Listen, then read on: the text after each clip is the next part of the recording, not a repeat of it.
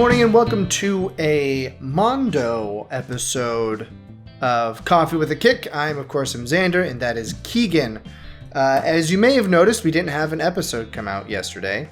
Scheduling and whatnot. So it's all coming out today. Champions League and Champions League wrap-up for group stage, plus match week 17 predictions. So buckle in, because we are here for the long haul. And since we got so much to cover, I say we go ahead and jump right into it with Group B action starting from last Tuesday. This one was already settled going into it, except no, it was totally settled. It was totally settled. I think there may have been a slight chance that... No, I think it was fully settled. Anyway, it was Lens in Sevilla and PSV and Arsenal. You at least got the PSV and Arsenal prediction correct. I did not. It was... Yeah. I knew PSV was going to put up a fight. I was not thinking that Lens was going to do anything. And then Sevilla just laid a goose egg in this game. Neither game worth the rewatch, honestly, unless you just know the teams. But I watched the PSV Arsenal one, and it was dull. Yeah. And even Arsenal knew they were ahead. They knew they were already going through. Yeah, so. They were already through. There wasn't anything that PSV could have really... Well, it could have maybe gotten first, but Arsenal is just like, listen, we'll take this one and take our ball and go home. And they will. They'll have home field. Well, there's no home field advantage really in the knockout, but at least they go against a B side, a runner-up in the group instead. Both of these weren't great. Lens won, but nothing happened in that match until the 62nd minute. So it was... it was not particularly stellar soccer, and that's what they had in the early group, because none of these teams were really playing for much. Lens gets to go to Europa League. Sevilla, they are fully bounced, and we've got Arsenal and PSV going through. This one we both had pretty much correct. We both had Arsenal and PSV going 1-2. Pretty straightforward on that. The only thing we differed on was where 3 and 4 were going to be, and I got it as a perfect group. I got it 1, 2, 3, 4, Arsenal, PSV, Lens, and Sevilla. Let's see. Yeah, Sevilla going into the Champions League, they were sitting on 0 points at the beginning of this. And I did not have confidence, and that lack of confidence was well-deserved on Sevilla's part. So we will see the drawing for group stage, for knockout stage, occurs on the 18th, which is Monday. I just had this in my brain. There it is, yeah. On Monday. So we will see how this all shakes out then, and be able to give some interesting insight on that once it does get released. But that is Group B. Yeah, I got both of them wrong.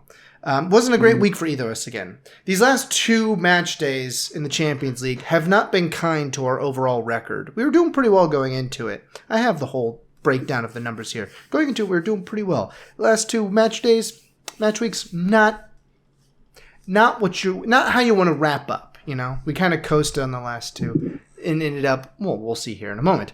Going to the Group A, which was pretty wide open going into the match day as far as who's going to get second. There was a lot of different things going on here. I wish the matches were as exciting as the potential. Both Bayern Munich and Manchester United and Copenhagen Galatasaray both ended as 1-0 victories for Bayern and Copenhagen respectively. We both thought that Bayern would win. We thought it would be a lot more exciting. I will say, though, we did nail on the head, though. Bayern was going to win this match. They came out with a full squad. They did not want to give Manchester United any sort of hope of getting through. It wasn't very pretty. It wasn't very exciting. It was pretty cold there in Manchester. But Bayern, they came in on a mission and they succeeded. Yeah, Man U again played pretty good defense like they have been playing for most of the season. Their offense just wasn't there. The game that was shocking to me was Copenhagen Galatasaray. Yeah. I always want to root for Copenhagen, one of my favorite places I've ever been, but they've not typically been a soccer city. So, yeah, I mean, them getting the win at home was pretty huge for them. Really? That propelled them up to second. I mean, that got them through. It looked like the inverse of how Galatasaray usually operates. Galatasaray has a great home field advantage in Turkey. I felt like this was almost a flipping of the script because it was cold in Copenhagen. It was 0 degrees Celsius, aka 32 degrees Fahrenheit, in Copenhagen. So it was chilly. I mean, it was cold. I've played soccer that cold. The ball hurts when it's that cold.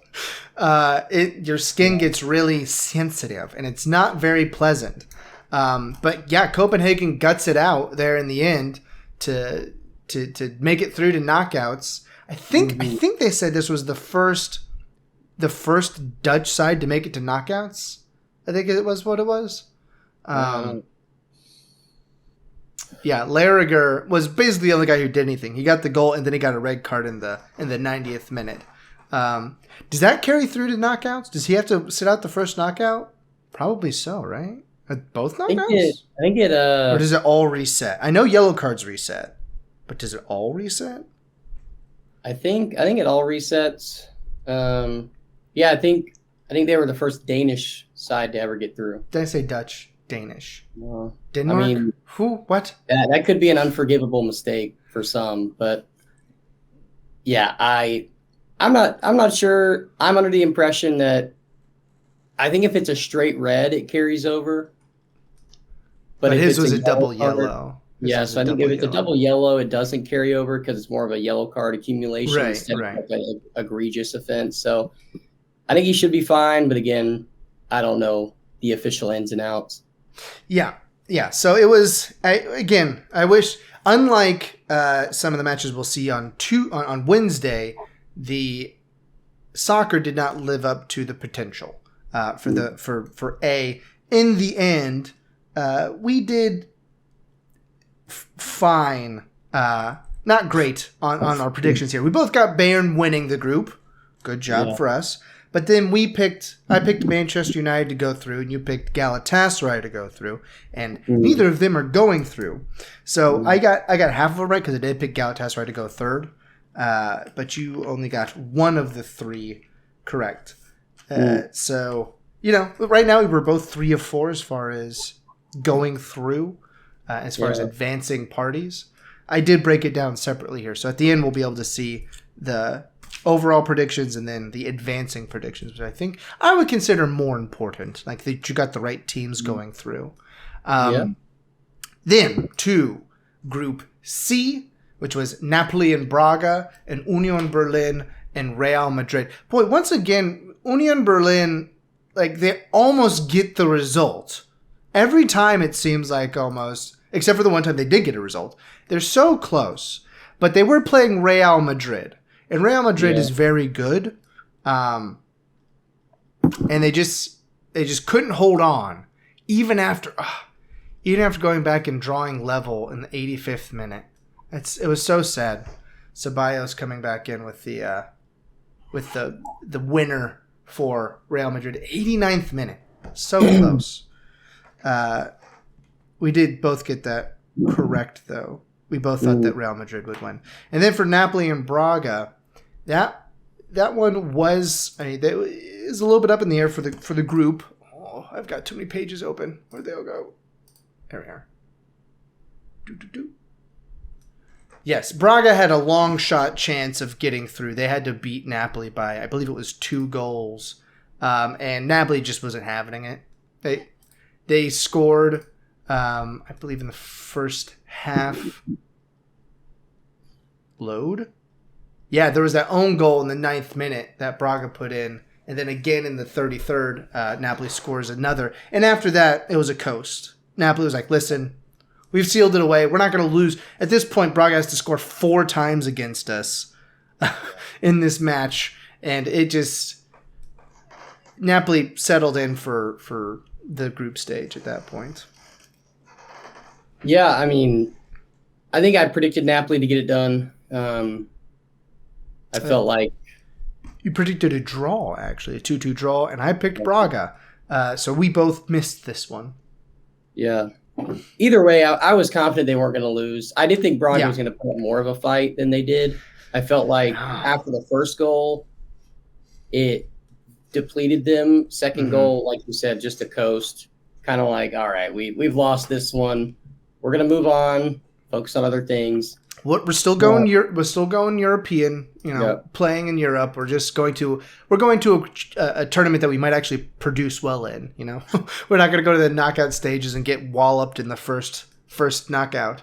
We're going to go to the Europa League and maybe have a shot at going far. I don't think they have a shot to win necessarily, but they can go. It's not the losers bracket, but it's the Europa League. It's not the losers bracket. It's the non-winners bracket. That is, that's an astute observation. Yes. For Group C, we both picked Real to go first. They did, so good job on us. You did pick Napoli to go through, so you got both of the advancing parties correct. And then I swung and missed on the last three because I was hoping that Union Berlin would carry through some of their magic from last season. That hasn't happened either domestically or internationally. So they did not get second in this group. They barely got any points in this group. And then Napoli, I did pick to go third and Braga fourth because they were not looking very good going into it. But they at least weren't as bad as Union Berlin. So that is how that group shakes out. Real Madrid and Napoli going through to the last matches. They were simultaneous, but the last ones that we're covering from Tuesday. Group D with Inter versus Real Sociedad. Going back to my Real Sociedad. They did have a shot. That match was for who would go first. Real and Inter. And got to tell you, it was dull. It was a 0-0 draw. Both the teams were like, we don't have to figure this out here. None of us are going to go through, or not going to go through. But then Benfica comes alive in this one. They've been so bad the whole tournament, and they come through and beat Salzburg 3-1 to make it to the Europa League. Yeah.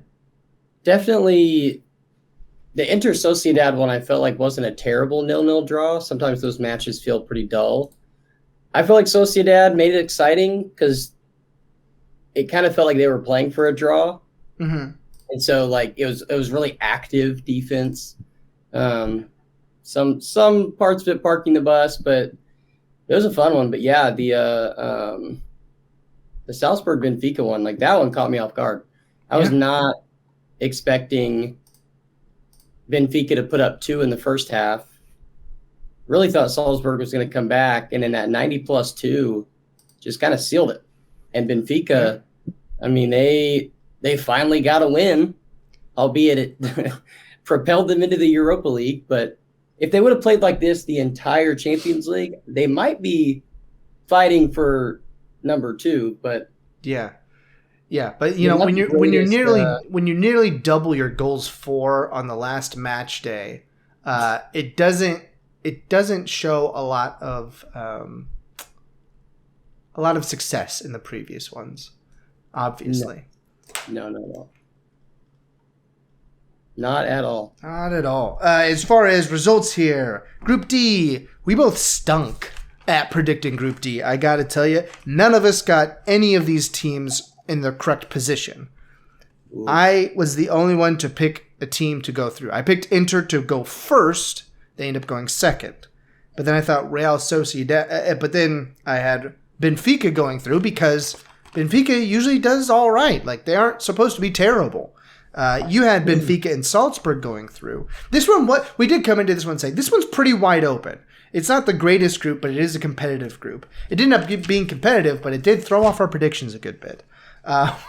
So we both missed all 4 of these for getting exactly correct. I was the only one of us who got anybody going through in the proper place.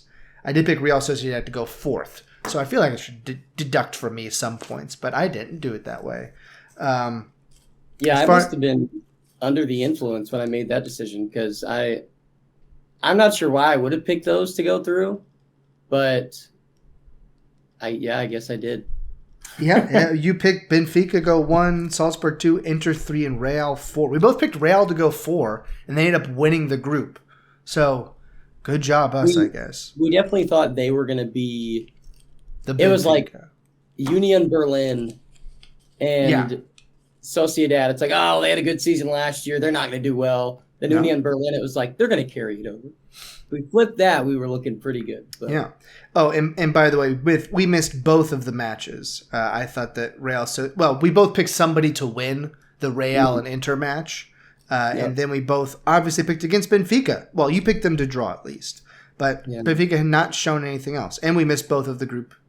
no, we forgot about it. Yeah. So, the group that was fully settled prior to this match day. The Man City group, Group G there. Yeah, it was... City made it out. We'll put it that way. It was a lot of youth out there for them. Oscar Bob got in on the action. Hamilton, he was like, 20 years old? And then was it Calvin Phillips, is that right? Calvin Phillips. Yeah, Calvin Phillips. And City was up 2-0, and then 76th minute. They were saying the name of Svedja. There's no R well, there is one. I don't know. They said it different than I'd heard it before. Svedza. I don't know. Who cares? Red Star Belgrade. I'm just gonna commit to it now in the last episode that we'll talk about them. Yeah. City was doing pretty well. They had 2-0 going in, 76th minute. They get a Red Star Belgrade gets a goal, and then 85th, a very obvious penalty was drawn. Well, it was a penalty. It was deserving of a penalty. He sold it a little bit at the end. He sold it a little bit at the end, but it was a penalty. It was. It was a really good move. I mean, he deserved to get the penalty on that. And then they get a consolation in the 90+1 to make it a little bit more respectable at 2-3 rather than 3-1.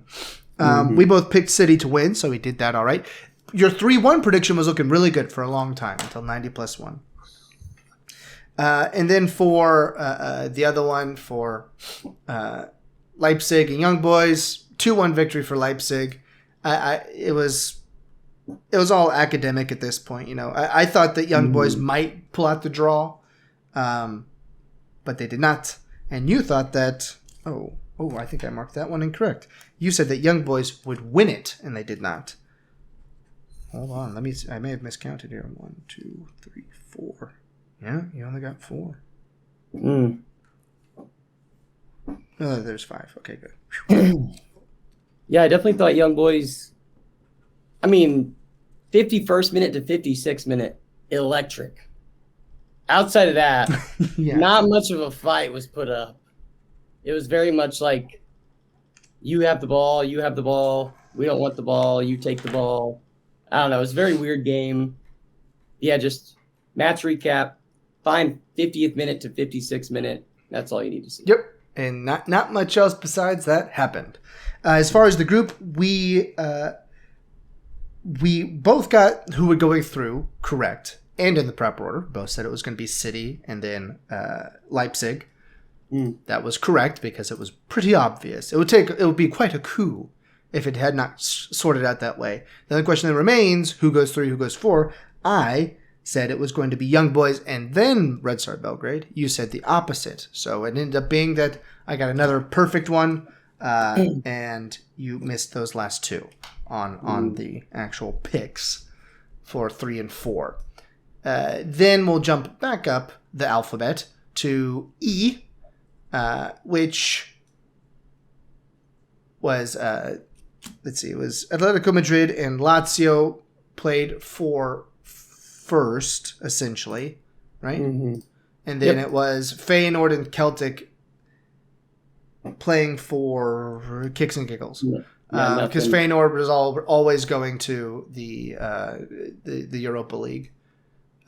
They did pull out the victory like you said they would. You said that Celtic would win. It wasn't quite the 4-2 romp that you had thought, just a 2-1. But they did get it. Feyenoord did not win. And then Atletico Madrid outclassed Lazio. Lazio looked like they were not the better side in this one. I felt like going through it. Yep. Yeah, I mean, Celtic did me right. Didn't quite, get the goals I wanted. But, yeah, good victory for them. Hopefully that'll be a highlight. They're not going to anything after this, but hopefully that's a nice highlight for them. They're top of the table in the Scottish League, so they'll be back next year, probably. Oh, well, we'll see. But, yeah, I mean, Atletico looked like Atletico in this match. Yeah. Previous matches didn't quite look like what I would think Atletico did, but they rose to the occasion in this one. Yeah, it was pretty clear that they deserved to go through top of the table at that point. I got that one right. You thought it was going to be a draw, but it was not quite the 3-2 that I had predicted because Lazio did not get anything. As far as group predictions on that, well, as you may have heard, we both picked Celtic to go through because we wanted to get some things wrong. So that obviously did not happen. You did say that Feyenoord would get... Well, we both said Feyenoord would get third, luckily. So we at least also got that one correct. So we got Atletico going through first, both of us. Got Feyenoord in third. We just flip-flopped Lazio and Celtic. Because, to be fair, Lazio was sitting in 12th domestically when they were coming into the group stages. So they didn't look good. No. Having them come through second is, at least they're succeeding somewhere. Actually, I haven't seen where they. I don't know. I haven't checked. I haven't checked the Serie A standings. Let's just pull those up real quick. Serie A standings. Let's see. Has Lazio improved from 12th at all? They're in 10th. They've gone up to 10th. Good job, guys. 21 points. That's decent. Not bad. But definitely doing better in the Champions League. Okay, then that was to Group F. This actually was exciting. This was the one I was referencing earlier. Group F, the action in Group F actually was thrilling. Everybody was in it. Manchester United and Manchester United and Bayern München. And then, where did I go? Nope, sorry. My eyes skipped to the wrong play. PSG and Dortmund, and then AC Milan and Newcastle. And it was back and forth for quite a bit of the match. I mean, I believe it was... Let me get my notes pulled back up here. Yeah, as far as the predictions are concerned, I got the Dortmund PSG match exactly correct with a 1-1 draw. You thought Dortmund would handle it quite nicely at 3-1. And then we both got the Newcastle and AC Milan one incorrect. I thought that would be a draw. You thought that Newcastle would win. Instead, what happens is that PSG manages the draw and goes through at 8 points because they hold the tiebreaker against Milan. Yeah, I mean, Newcastle, Milan, tale of two halves. Mm-hmm. AC Milan, I mean, they took advantage of their opportunities. 2 shots on goal, 2 goals. Newcastle, 1 goal, 8 shots on target. So great goal, though, by the way, by Joelinton. Mm-hmm. That was a well-worked goal. I liked seeing Pulisic getting in on the action. He did look pretty good in the match overall. Yeah.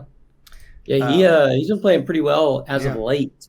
So it'll be cool to see him playing around in the Europa League if I end up watching any of it. But, yeah, I mean, Dortmund, I felt like once they scored, they wanted to sit back. 5 minutes later, PSG scored. Yeah. And it didn't ever feel like they were in a hurry to score again. They were kind of okay with, let's just have it here. 1-1 draw. Take the first place. So good for them being able to take first. Yeah, I mean, especially off of the first 2 match days when they were in I think they were on 0 points, right? Yeah. Or 1 point, I think, going into match day 3. Yeah, it was impressive. There were a lot of good saves in the Newcastle Milan match. That one was bouncing all over the place. It could have gone either way for a long time. Disappointing for Newcastle, but we did both predict them to go fourth, so it kind of played out how we thought it would. Neither of us had Dortmund going through, though, because we had PSG and AC Milan in this one. I thought AC Milan would win the group with PSG going second. You had it vice versa. You had PSG going first, AC Milan going second, but both of us had Dortmund at 3, so we both missed out on that one. So not a great group as far as predictions from either of us. Yeah, not great. But we got Newcastle pegged for fourth. It's unfortunate for them, like I said, but you know, they can now get healthy and maybe make another shot at getting up into Champions League position in the Premier League. I don't know. That seems like a pretty tall task for them at this point. They're what? They're only 7 points out of fourth. They need one of the teams up top to start trailing off a good bit, though. All right. Regardless, we'll move on from Group F to the final group, Group H, where we had Antwerp and Barcelona and FC Porto and Shakhtar Donetsk playing. And Shakhtar and Porto were playing for second place. I did think that Shakhtar would fall to Porto. They did indeed fall. You had the opposite. And then Royal Antwerp. What in the world? Also, the Porto match was also insane. 5-3 and 3-2, respectively, in the FC Porto and the Antwerp victories. Yeah, I mean, if there was a group that delivered on the final match day, it was probably this one. Yeah. Because across the matches, you had 13 goals. And, yeah, at least Antwerp dominated their match. I mean, obviously Barcelona was in it, but it kind of felt like Antwerp was the better side for much of it. Maybe that was just Barcelona just kind of being Barcelona. I don't know. But, yeah, it seemed like Antwerp just caught them on the back foot and just kept throttling in the goals. And good for them. I mean, they kept themselves from being pointless, literally, in the whole group stage. It's the only points they got. And it was against the group winners, obviously. Barcelona was truly playing for nothing, though, because they held the tiebreaker over both Shakhtar and Porto. So they were always going to be in first. So they were really not playing for anything here. Yeah, I mean, the Porto-Shakhtar match, that disappointed me. Shakhtar got to get it done, and they don't. No. Yeah, I mean, Porto, they played fantastic. They really did. Utilized the home stadium to their advantage. Yeah. Felt like the home crowd was in it. So, I wasn't mad about it. 5 goals is pretty awesome. Whoever draws Porto, no one's looking forward to drawing Porto as the group winners. No. No one is looking forward to doing that, or drawing PSG as group winners. Not exactly your ideal matchups for that. As far as our predictions are concerned for that, I did have Porto and Barcelona going through. I just had them in the wrong order. You also had Barcelona going second and Shakhtar going first. I had Shakhtar third and Antwerp fourth. We both had Antwerp going fourth, so that's good on us for getting that correct. I think I also miscounted that, so that should be 1-1, I believe. Yep, okay. So, all told, across group stage, we ended up, on this match day, it was not great. It was 6. We both went, I went 6-10, you went 5-11. Yeah, so not our best showings. In the end, I went a total of 48-48. A perfect 500 across all the matches with 9 perfect picks.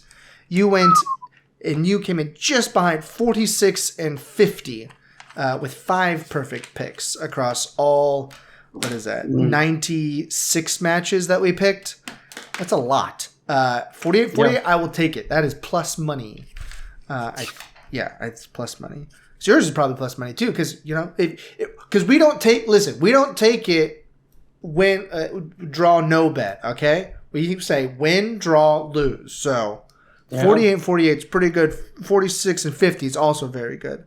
As far as the predictions for the groups, in total placements, I was 17 and 15, and you were 11 and 21. But for advancing, which is I would, like I said, probably more important, I got 11. I got 11 out of 16 correct, and you got 10 out of 16 correct. So we both did pretty well as far as picking who's going to advance, which I think is probably easier than predicting the matches themselves. Just because some of the groups you're like, okay, yeah, listen. City and Leipzig are going through. The question is who goes first, So that brings us to the end of the group stage of Champions League. The draw is on Monday, and we will see who takes on who in the round of 16. And now we will move over to the second half of the show.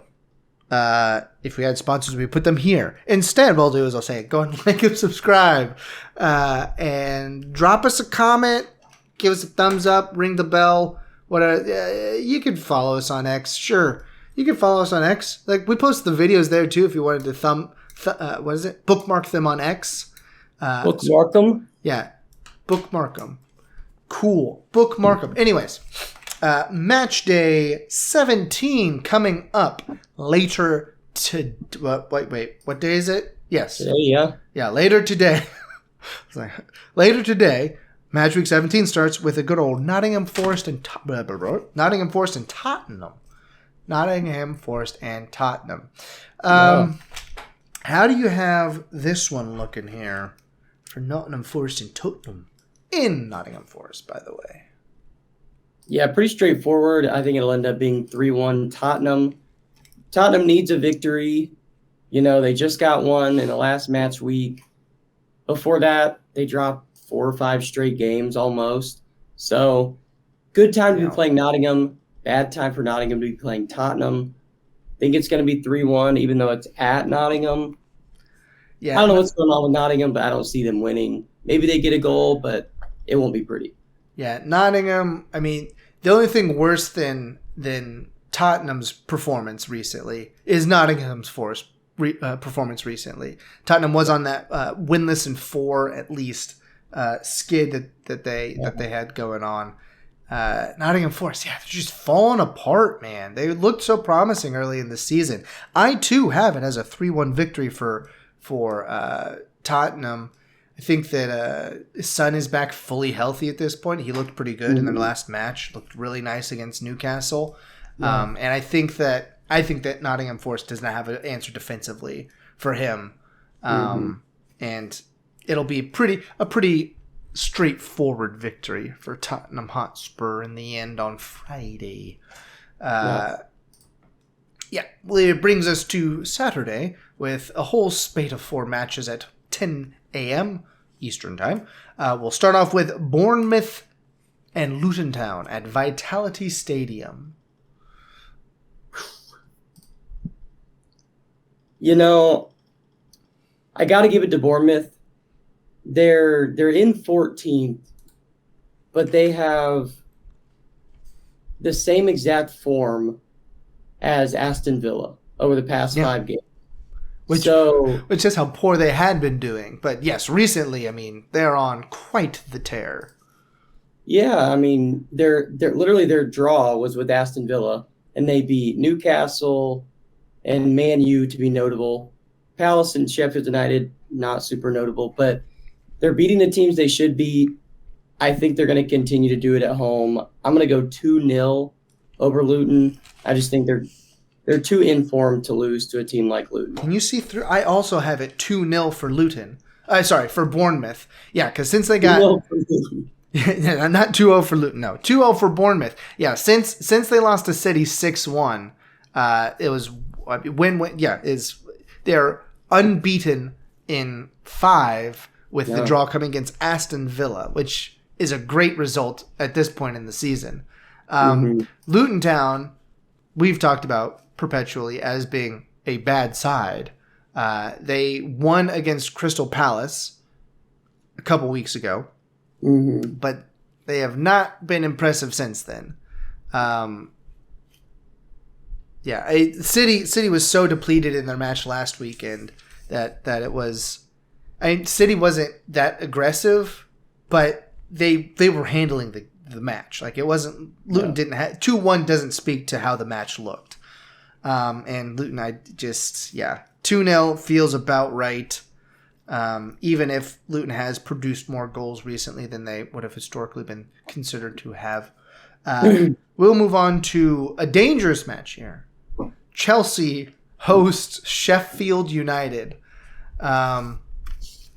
Boy, the question is how bad will it be for Chelsea? How bad?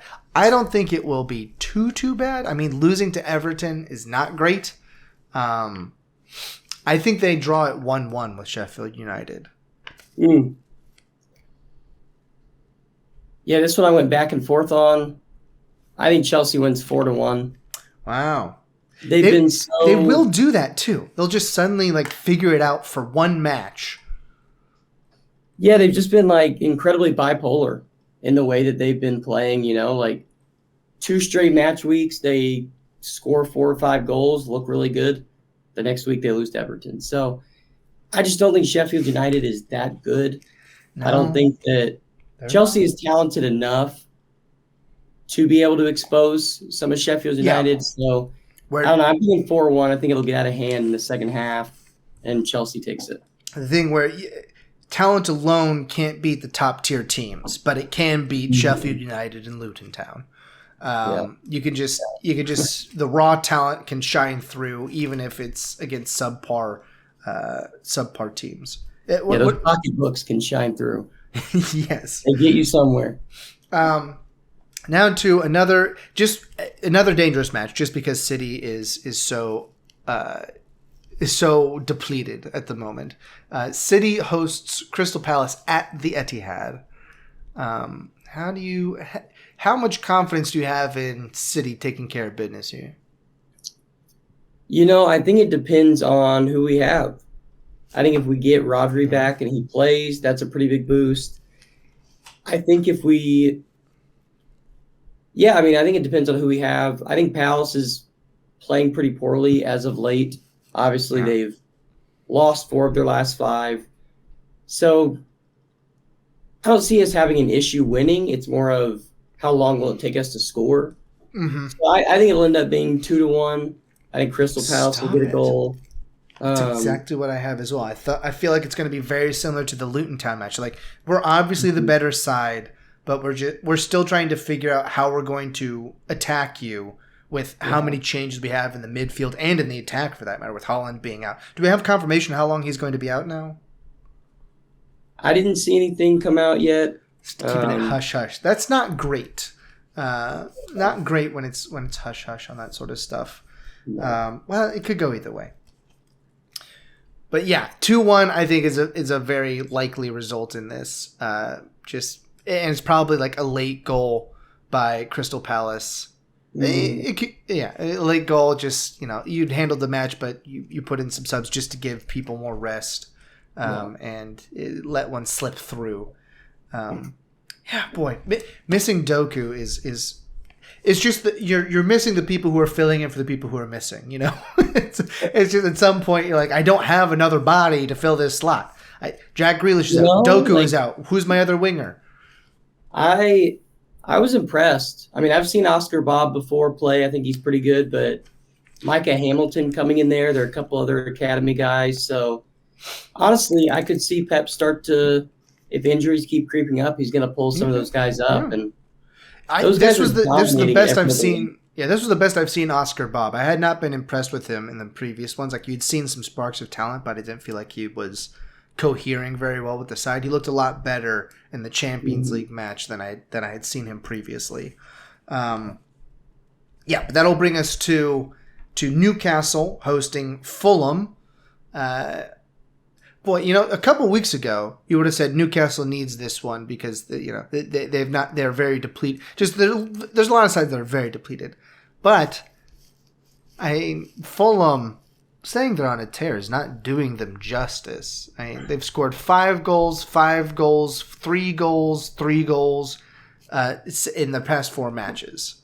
A total of, what is that? 16 goals. 26 goals. 16 goals in the last 4 matches. That ain't bad. And I think that they keep it going. I say it's a 4-2 victory for Fulham in St. James's Park. Yeah, so close to being the same. I have 4-1 Fulham winning. I really think, Newcastle's depleted. They're going to be pretty down after not doing anything in the Champions League. Fulham is on a tear. They have nothing else to be doing with their lives. Right. They've already been kicked out of the Carabao Cup. I think also maybe the FA Cup. So literally it's just the Premier League. Yeah. And they figured something else out. And they look pretty red hot. So I think 4-1. Again, a big second half will get them to 4. So yeah, and just team ball too by Fulham. It's just everybody's working well together somehow. All of the sudden. I'm looking for another fun match by Fulham. Then we go to Burnley and Everton. Burnley hosting Everton. I believe this is the late match the 12:30 match for Saturday at Toothmore, Burnley. How do you get this one? Let's see if we can. I'll try to zoom through to you my prediction so you can say the same thing. I'm liking Everton. I'm going to go too low. Don't! It's right there, man. 2-0. That's the exact same scoreline I have. I just think that Burnley's not going to score. Everton will slowly juice out the game.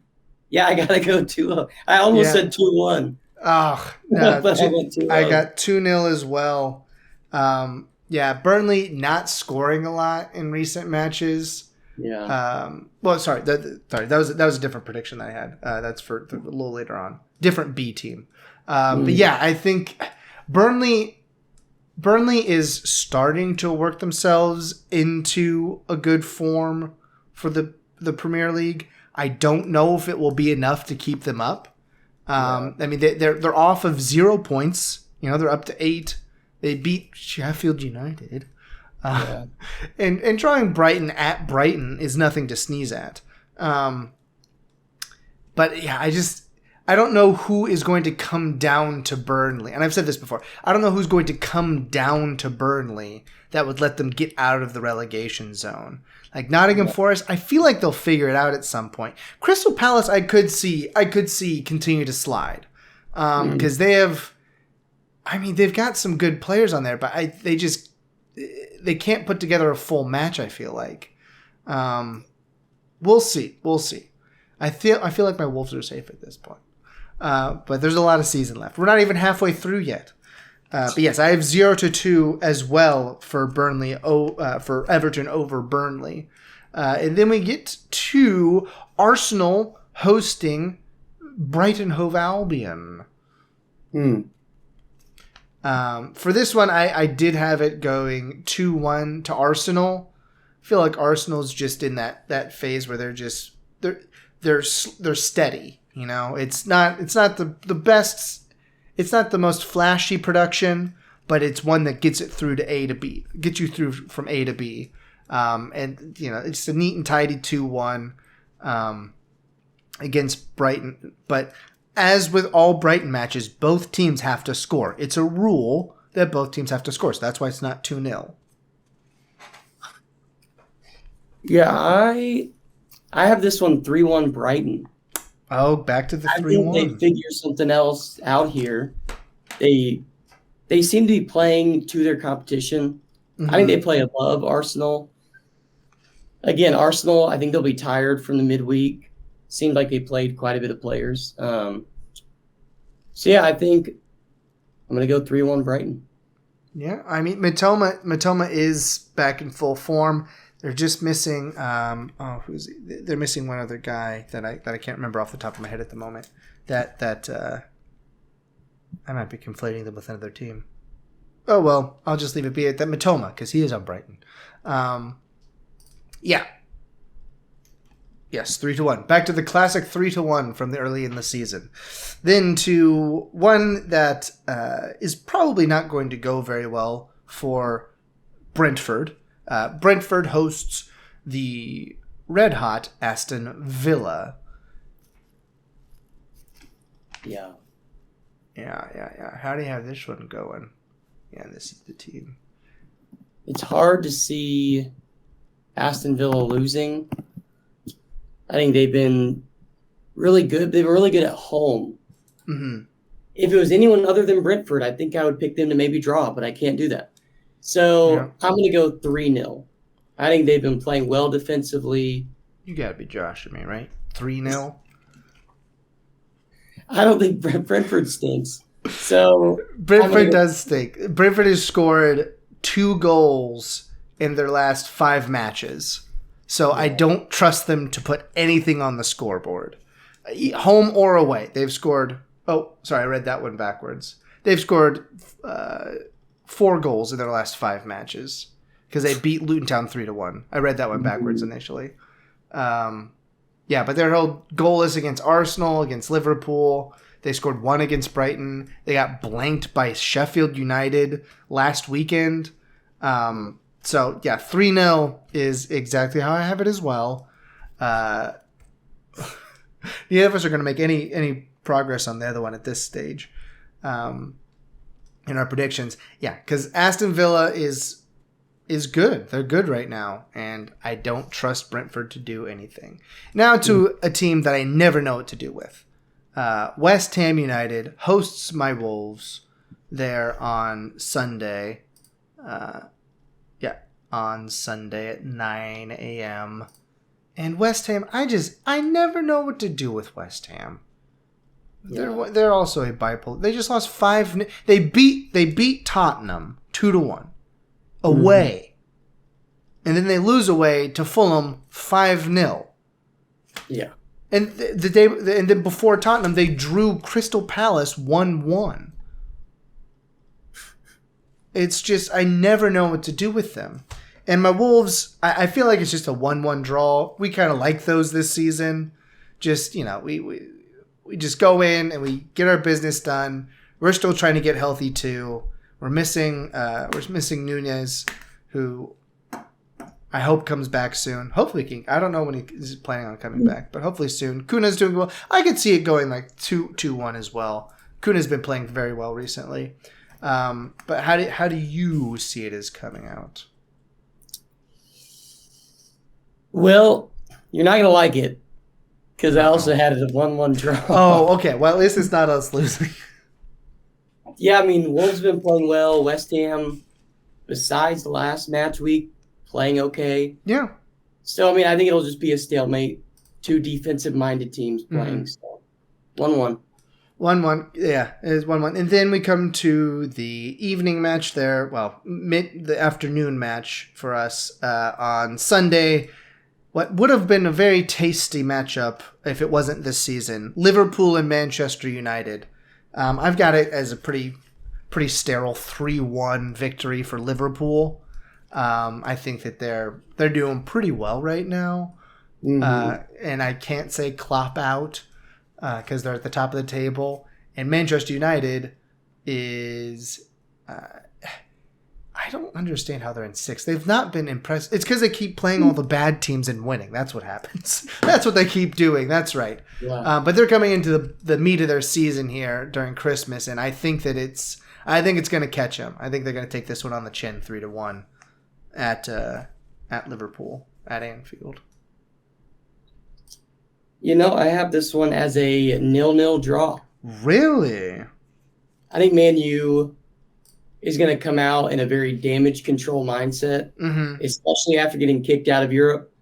I don't know. I think that they're not going to win or threaten much, but I do think defensively they've been pretty sound, and I think they stall Liverpool out, and it's 0-0. Well, that would be a pretty good result away at Anfield to get a 0-0 result.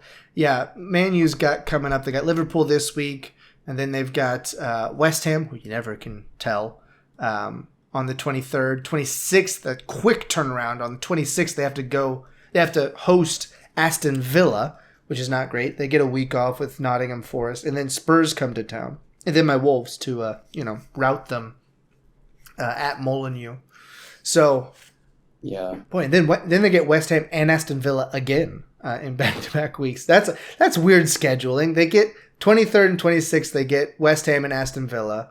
And then on the 3rd and the 10th, they get West Ham and Aston Villa. So that's weird. That's weird. Get out. Get Villa out of the way. But yeah, that will bring us to the end of match week 17. We will see how it happens. We got some tasty matches coming up during the weekend. Obviously, it's the weekend. Yeah.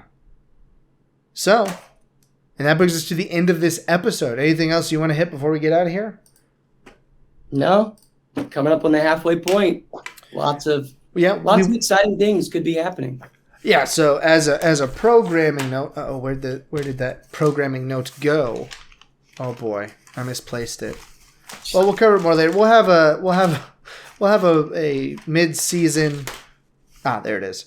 So we'll have a recap coming up next week, and then a big prediction episode for the midweek and Christmas weekend, going through Boxing Day, the classic Boxing Day matches. And then we'll be back the week between Christmas and New Year's for mid-season recap and match day 20 predictions sometime after Boxing Day. Have not pinned that down yet. Probably Wednesday evening, right? Because there's a Thursday match. Is that right? Yeah, or is that? I think so. Yeah, I think that sounded right when I said it just now.